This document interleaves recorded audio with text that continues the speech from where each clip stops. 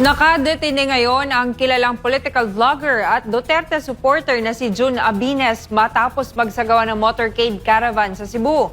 Ayon sa grupo, iligal ang pagdetine kay Abines. Narito ang report mula kay Eileen Navarro.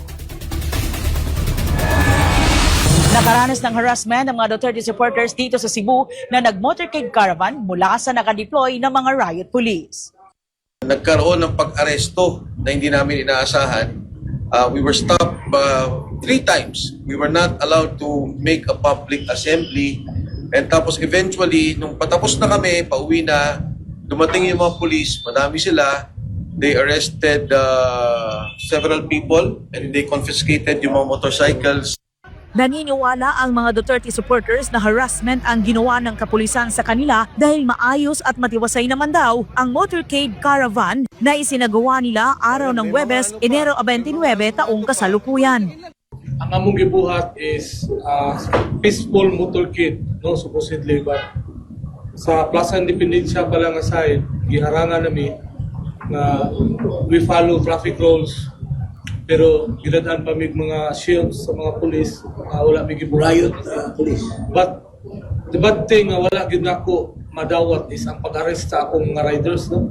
Kay definitely diha ko nag-video ko akong gi-interview si Sir Ilanan na unsay rason nga inyong gikuha ang motor, gibalhin ninyo sa tunga, then inyong gi-claim nga obstruction sa traffic, then inyong gidako. Obstruction of traffic ang reklamo ng kapulisan sa grupo ng mga DDS na agad naman nilang pinabulaanan.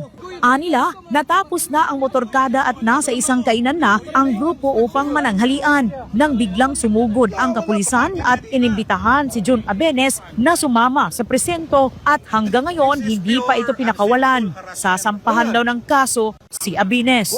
Kung bakit itinuon nila ang pagpapahayag sa kagsaga ng ASEAN Tourism Forum sa Cebu, ito ang paliwanag ng dating Congressman Attorney Jing Paras.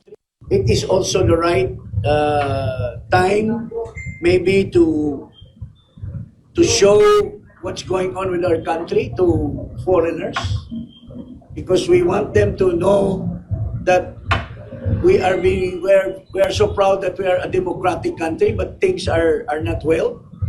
So that we want to share to the people from the ASEAN that something is wrong with our country. It is the right of every Filipino to share this. Anila, malala na ang sitwasyon ng ating bansa. Tila wala na ang kalayaang mamahayag. Silent martial law ng araw ang nangyayari ngayon at talamak ang sistematikong korupsyon. What is happening now is government is systematic corruption. And ang masama nangyayari, we see it in Congress, we see it in the Senate, yung pondo-pondo nakikita.